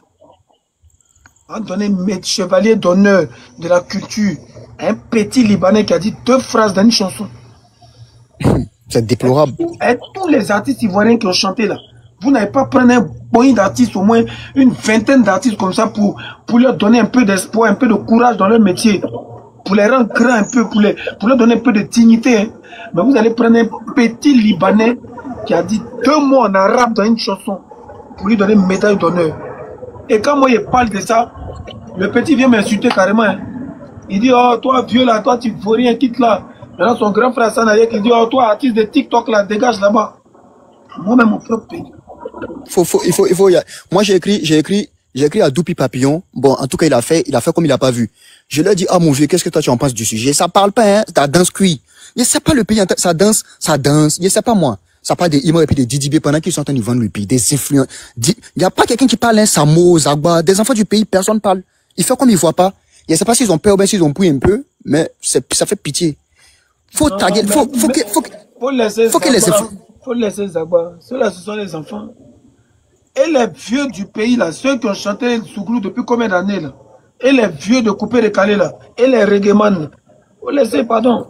Payer les sous en prise. Chacun se cherche. Nous, là, c'est si Dieu nous compte, on ne doit rien à personne. Parlam ça, là, on fait ça. Il n'y a pas quelqu'un qui a dit que non, comme toi, tu sais ce que tu as fait, par exemple, contre les Libanais, ou bien tu as fait ça, donc on ne va plus te donner l'argent. Il ne mange pas l'an de quelqu'un d'abord à la base. Dieu merci, déjà, c'est bien. Il a venu me dire que moi, il ne faut pas y faire ça. Mais ça, là, je vais faire ça. On doit réveiller les Ivoiriens, puis moi, j'ai fait ça. Mais il ne doit rien à personne. Vous m'avez mis toujours à l'écart, non? Mais vous ne savez pas qu'un jour, moi, j'aurai 1 million d'abonnés, 2 millions d'abonnés. Vous ne savez pas ça.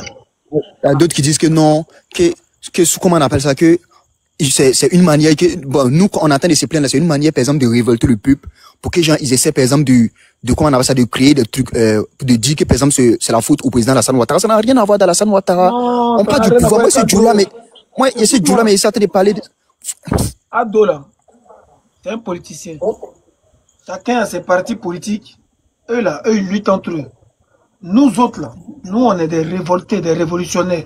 Nous, la politique nous a déçus il y a longtemps. On n'est plus dedans. Nous, on est dans la gamme de l'AES.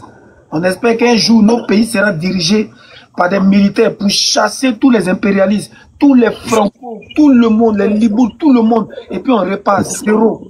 Ça, merci beaucoup. Donc, en attendant ça, là, nous, on les regarde, ils n'ont qu'à faire leur politique. Tchesco, nous, on est en nous. Toi, je ne sais pas, tu es de quelle ethnie, moi, je suis Djoula. Même si demain, on se frappe là. Après, demain, là, on est ensemble, Joe. On s'est frappé ici. On s'est frappé. Les Djoula de Gagnois, c'est nos frères. On vit ensemble depuis des générations. On s'est frappé ici. On s'est frappé ici pendant la crise là. Aujourd'hui, là, on est ensemble ou on n'est pas ensemble dans le pays? On va. Ceux qui mettent les émotions dans la politique, là, ils me font pitié. Tu sais pourquoi ils me font pitié? Parce que les politiciens ne peuvent rien créer pour vous. C'est ça qui est la réalité, vous faites. Vous mettez des émotions dans quelque chose que vous n'avez rien à gagner dedans. Alors que le combat des Libouls, là, on a tout à gagner dedans. Parce que toutes leurs entreprises, là, ils vont rentrer chez eux, c'est nous à récupérer ça. Tous leurs restaurants, ils vont rentrer chez eux, c'est nous à récupérer ça. Ça va rester pour les Ivoiriens. Dans ce combat-là, c'est un combat de dignité. Moi, en tout cas, il y a énormément de personnes qui regardent le live. Moi, faites tout possible. Essayez de réfléchir au bout d'un moment. Arrêtez de pas. C'est pas un Libanais peut jamais. Un Libanais peut jamais être. Un Libanais peut jamais être mieux que mon frère africain. Il préfère même les Libériens qu'un Libanais. C'est pas pareil. Laissez vos histoires, écoutez-moi. Laissez vos histoires de Gbagbo, vos histoires de Ouattara. Merci, c'est tout. De Thiam. Imaginez-vous que au-delà de tout ça là, on est des Ivoiriens d'abord. Avant que les Français viennent coloniser la Côte d'Ivoire là, avant que Houphouët ne soit le premier président là, Il n'y avait pas de politique. Et puis on vivait. Donc c'est pour dire que la politique, là, c'est pas une obligation. Mais comme vous êtes habitué, vous avez le droit. Hein. Mais de temps en temps, laissez ça à côté et puis venez en lutter ensemble pour des choses qui nous unissent, qui nous rassemblent. N'est-ce pas, on dit union, discipline et travail. Mais à quel moment on voit l'union? Si on veut toujours rester dans la politique, là, il n'y aura jamais d'union. Parce que les politiciens nous divisent toujours. Il y a des partis politiques. Et tant qu'il y aura des partis politiques, on sera toujours divisé. Donc, à quel moment on doit s'unir? À quel moment? Expliquez-moi. La devise union, discipline et puis travail, là. À quel moment on doit s'unir? À quel moment? Bon, maintenant, la discipline, là, c'est où il y a la discipline? C'est chez les militaires, il y a la discipline. Hein? La politique. Et puis, c'est diplomatie. C'est diplomatie, on te mélange maintenant. Mais chez les militaires, on tape sec. Quand on te dit non, c'est non, oui, c'est oui. Parce qu'aujourd'hui, les gens voient que je soutiens les gens de l'AES, là. C'est pas contre la Côte d'Ivoire que je soutiens l'AES. Je soutiens l'AES parce qu'ils sont dans une révolution contre les colons. Justement, c'est ça. Les Africains qui sont fiers d'être Africains, qui ont envie de dépendre d'eux-mêmes, qui ont envie de gérer leur pays eux-mêmes. C'est à cause de ça, moi, je soutiens l'AES. Hein. D'autres me disent, non, Tiesco, toi, tu soutiens nos ennemis. L'AES ne sont jamais nos ennemis. Leurs ennemis, là, ce sont ceux qui nous ont colonisés, là. Les Français et autres, là. En réalité, c'est nos frères. Et nous sommes tous des frères. Mais les Libouls, là, ils seront jamais nos frères. Ils ne sont pas nos frères, ils le savent très bien, ils savent. Ils vont faire 1000 ans en Côte d'Ivoire. Ils ne seront jamais nos frères. On les déteste. Ils doivent savoir ça. On ne les aime pas aujourd'hui. On ne les aime pas demain. On ne va jamais vous aimer. Mettez ça dans votre tête. De la manière dont vous faites vos hypocrisies là. C'est quoi souvent ça nous prend un peu, on fait hypocrisie aussi. Sinon, en réalité, on ne vous aime pas. Et on ne va jamais vous aimer. Regarde un qui dit viens en Côte d'Ivoire. Regarde un qui dit viens en Côte d'Ivoire. Il est bête. Hein. Il dit viens en Côte d'Ivoire. Regarde ce qu'il dit. Il s'appelle Côte d'Ivoire quelque chose. Côte d'Ivoire immobilier, service. Il dit viens en Côte d'Ivoire. Il faut regarder comment des Noirs peuvent penser comme ça. C'est pas bien. Ils sont méchants. Ils sont mauvais. Ils n'ont pas de cœur. C'est des sanguinaires. C'est des descendants de vendeurs d'esclaves. En tout cas, moi, j'ai déjà fait ma part. Moi, plus jamais de ma vie, je mange encore dans un resto libanais. Plus jamais de ma vie. Écoute-moi, fils. Après le resto ivoirien, là, c'est pas payé, tu n'as pas envie. Hein. C'est payé, ils vont commencer à empoisonner les Ivoiriens. Je vous dis ça. Hein. De la manière qu'ils voient que eux, ils nous aiment pas, là. Et puis nous, on n'avait pas compris. Maintenant, on est en train de comprendre, on est déjà. Et puis on est en train de leur dire qu'on ne vous aime pas, là. Eux, ils vont chercher à éliminer des gens parmi nous. Tu dis, hein, eux n'ont pas de sentiment. Hein. Ils vont commencer à pisser dans les sauces, là. Les sauces qu'ils mettent dans les sandwichs, là. Ils vont commencer à pisser. C'est-à-dire leur haine, là. Ils vont commencer à déverser ça dans la nourriture. Hein. Vous qui aimez manger chez eux, là, méfiez-vous. Hein. Ah bon, d'accord. Vous pensez que c'est un jeu. Ils vont commencer à vous empoisonner. Vous allez avoir des maladies de cœur. Vous allez avoir des maladies d'estomac. Ils vont passer à la vitesse supérieure. Titi. D'accord. Donc, c'est qui est Shawama? Quand on veut nous parler de sable africain, quoi, on s'en fout de tout le monde. Non, voilà. Attends, excuse-moi. Pour ajouter quelque chose là, moi je m'en fous de sable africain. Tu sais pourquoi? Parce que déjà, peut-être, moi, bon, j'étais né, oui, mais j'étais pas encore ouvert parce que j'étais petit, tu vois. Peut-être j'avais peut-être 5-6 ans. Moi, je m'en fous de ce qui est passé. Moi, je parle du présent et puis du futur. Tu vois, c'est de ça qu'on parle. C'est que je suis en train de parler des sable africains, on s'en fout. Il y a encore des gens comme moi, il y a encore des gens fiers sur cette terre-là. On ne parle pas des sable africains ici, on ne parle pas de Gbagbo ici. On est en train de parler d'aujourd'hui et puis de demain. Nos enfants, nos petits-enfants, comment ils vont devenir dans le pays. C'est de ça qu'il s'agit. Vous nous parlez des sable africains. Le sable africain, rien à foutre. Il va rentrer chez lui comme tous ses frères. Ceux qu'on va tolérer là, ce sont les métis là. Ils ont un peu de sang ivoirien. Mais même eux, on va les surveiller. Malgré qu'on va les tolérer là, ils seront sous surveillance. Les métis peuvent être tolérés même. En France là, en France, où il y a beaucoup de Noirs et d'Arabes. C'est un pays laïque. Les Arabes ont leurs magasins, les Noirs ont leurs magasins. C'est-à-dire qu'il y a les quartiers des Noirs comme les châteaux d'eau. En France, il n'y a pas ça au Liban. Mais vous savez, où les Français arrivent à se réunir, c'est le port du voile. Ils disent que, quels que soient les partis politiques, tout le monde s'est mis d'accord qu'en France, là, dans les lieux publics et dans les administrations, les musulmans n'ont pas le droit de porter le voile. Et ils sont d'accord et ça paye, c'est leur pays. Malgré toute la gentillesse là, eux ils mettent des limites. Et puis il n'y a pas garçon qui a parlé. Et puis toutes les partis politiques sont d'accord. Même les Français ont perdu. Même les Français ont perdu. Même les Français ont perdu. C'est pour ça que tu vois les voiles, les interdissements de voiles là, c'est pas pour rien. Même les Français ont peur des Arabes. Algériens ou autres, ils sont très perdus. Même les Français. C'est pour vous dire que, en toute chose là, il y a des limites.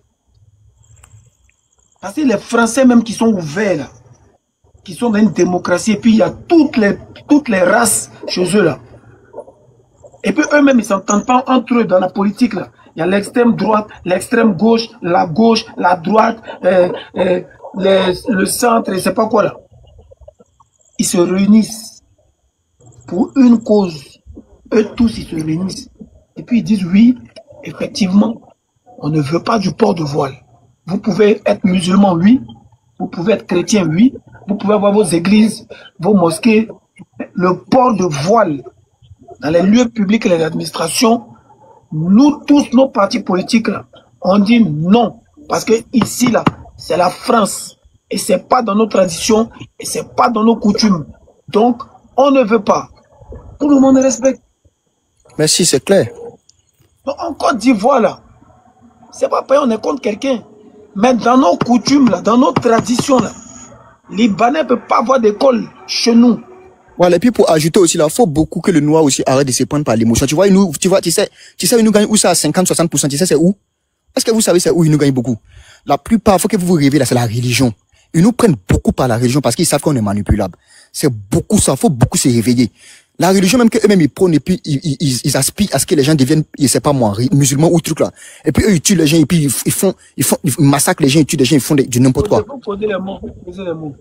Ok, d'accord. Il n'y a pas fait de religion qui tienne.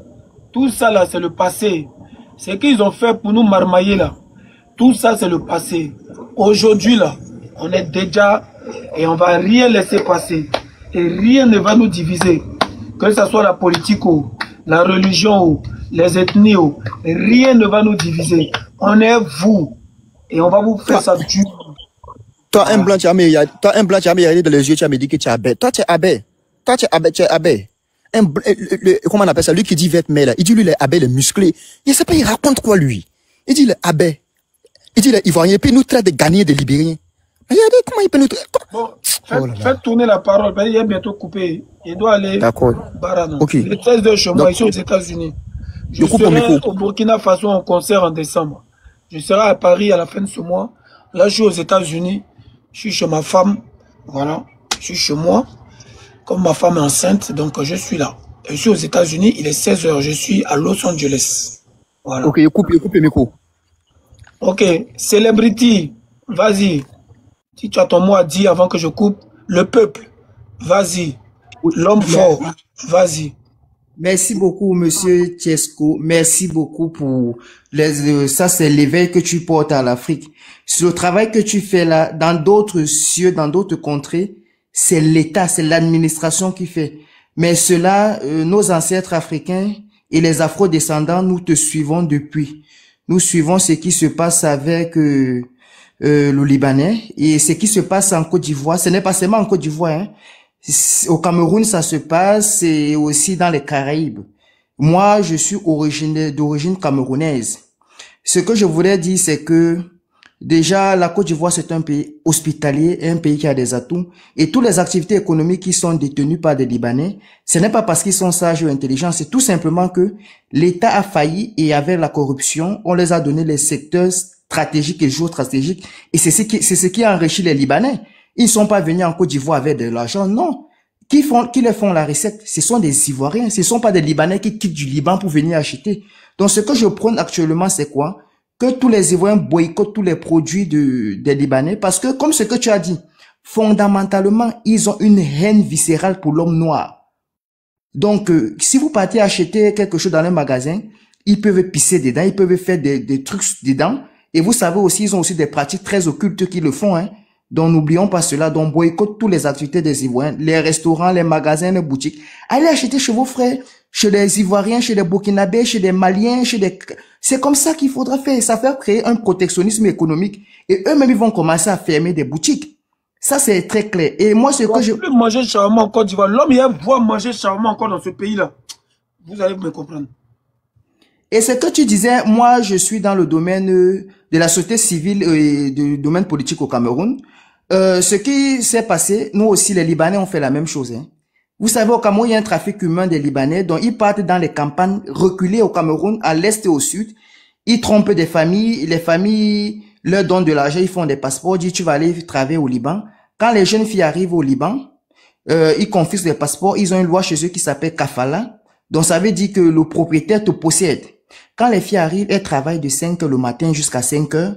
Donc, souvent, elles font une semaine. En fait, c'est de l'esclavage, en fait. Voilà, c'est de l'esclavage. Et maintenant, et comme ils se marient entre cousins et cousines, donc leurs enfants sont généralement les enfants issus de la consanguinité, ils ont des maladies, ils sont tous mongols. Les filles sont obligées de mougou, les filles africaines sont obligées de mougou avec les enfants là qui bavent. J'ai des témoignages, hein? Je vais t'envoyer ça à Nibos après. Les filles sont obligées de mougou même si elles ne veulent pas les enfants qui bavent. Et quand le monsieur part au travail, la femme libanaise, si elle est en période, elle demande à la fille africaine de lécher, de mougou avec elle. Si, quand le monsieur part, dans n'importe quel moment, quand elle est seule avec la fille africaine, elle demande à la fille de mougou.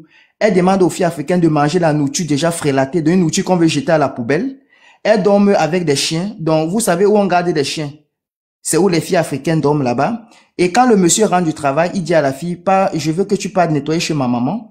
Quand la fille arrive chez la maman, le gars mougousse la fille là-bas. Donc, la fille africaine devient un objet de mougouli de toute la famille.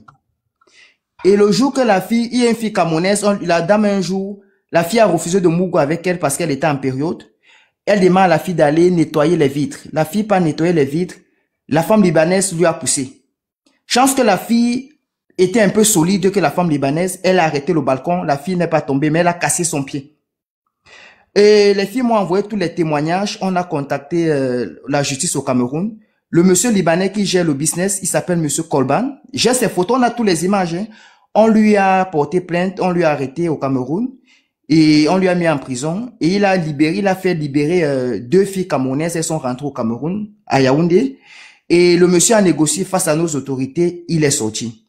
On a contacté la communauté libanaise vivant au Cameroun, mais pour leur expliquer ce qui se passe, ils sont tous au courant, mais ils ont été muets. On a dit, mais levez-vous, parlez à vos frères, faites même des vidéos. Aucun n'a voulu. Donc, ils sont tous au courant de ce qui est sur la maltraitance des Africains chez eux, mais ils ne peuvent pas témoigner à l'encontre de leurs frères.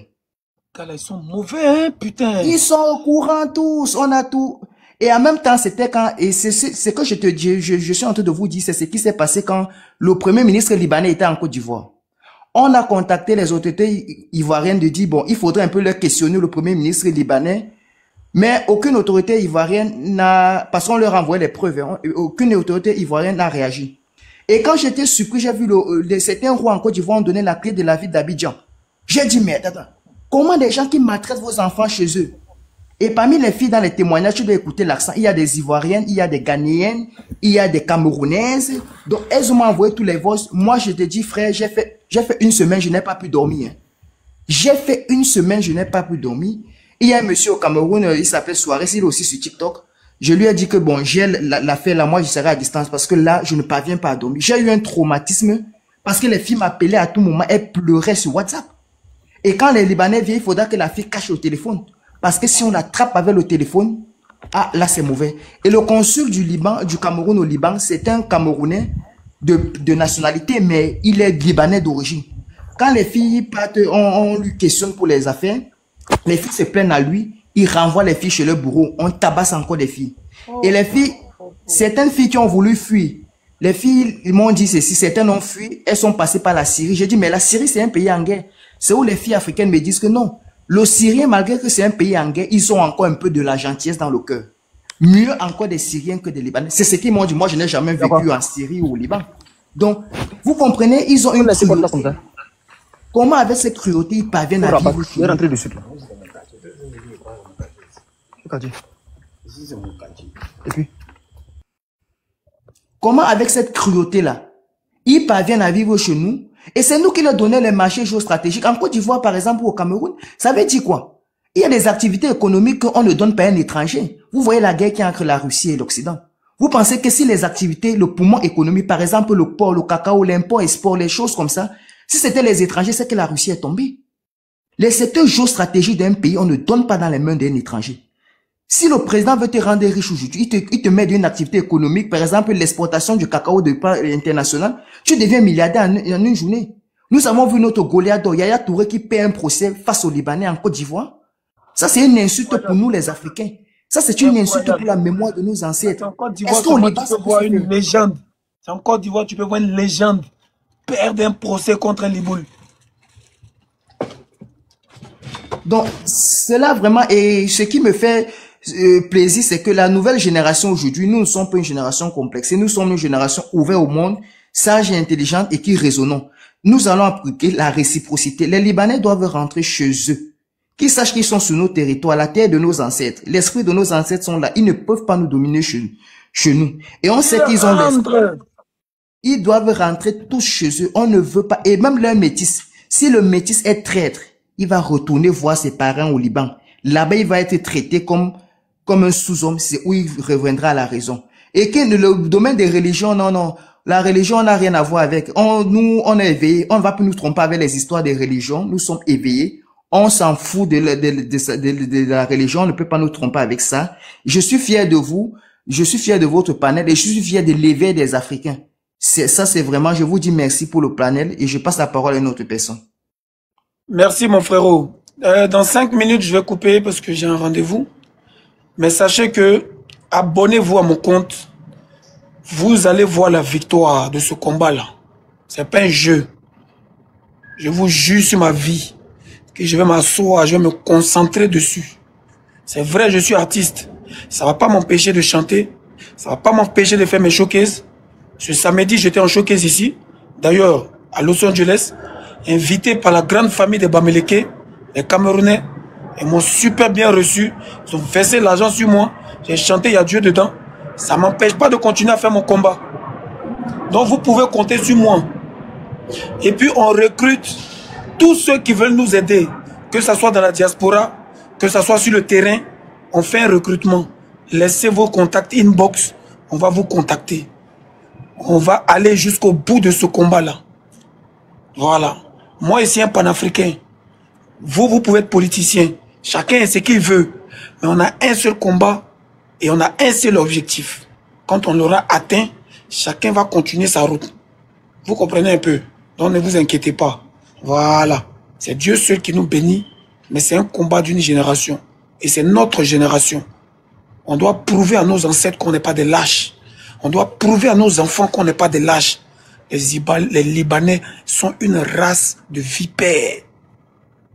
Les Libouls sont une race de vipères. Méchants. Sans cœur, sans pitié. Et on doit les traiter. On doit leur faire peur. On doit semer le trouble dans leur tête. Ils doivent comprendre que les jeunes Africains sont debout et ne veulent plus d'eux. Partout où ils passent en Côte d'Ivoire, regardez-les des nerfs méchants. Et dites-leur que vous êtes méchants, donc on va être méchants avec vous. Dites-leur que vos parents étaient des vendeurs d'esclaves. Vous avez vendu nos ancêtres, donc on va vous traiter. Donc si vous êtes malin, prenez vos bagages et rentrez chez vous. Rentrez chez vous. Voilà. Donc sur ce, je vais vous laisser. Je laisse un dernier mot, s'il vous plaît, à chacun de dire au revoir, parce qu'il est 28, il est 16h28. Normalement, il doit quitter la maison à 16h30 et prendre la voiture rapidement, il va quelque part, et puis je reviens. Et dans la journée, je ferai un autre live quand vous allez bien vous réveiller chez vous là-bas. Et là, il est 16h chez moi, donc je pense que vers les 22h, 23h chez moi, il sera déjà 8h, 9h, 10h du matin chez vous. Parce que je pense qu'il y a 8 heures de décalage entre nous. À la fin du mois, je serai à Paris. Et en décembre, je serai au Burkina pour un concert panafricain. Pour aller soutenir mes frères burkinabés qui luttent contre les impérialistes. Ça n'a rien à voir avec mon pays, la Côte d'Ivoire. C'est un combat de dignité. Et eux là, ce sont nos frères. Les Maliens, les Sénégalais, les Burkinabés, les Togolais, les Camerounais, les Congolais, eux là, ce sont nos frères. Mais les Libanais ne seront jamais nos frères. Et jamais. On vous déteste, on vous vomit. Bande de chiens, bande de lâches. Vous allez souffrir. De la manière dont vous avez fait souffrir nos frères et sœurs, vous allez souffrir. Il n'y a pas de loi qui va nous arrêter. Il n'y a pas de gouvernement qui va nous arrêter. C'est le peuple qui va vous faire fuir. Voilà. Écrivez ça quelque part. Ça, c'est pas un buzz. Hein. Ça, c'est pas un buzz. C'est une réalité. On va s'asseoir sur vous jusqu'à ce que vous dégagez. Des méchants comme ça. Des maudits comme ça. Ok, les gars, on fait un petit tour de table rapidement. 1 minute et puis je vais couper, s'il vous plaît. Puis je reviendrai. S'il y a quelqu'un qui veut placer un petit mot rapidement, s'il vous plaît, puis je vais couper.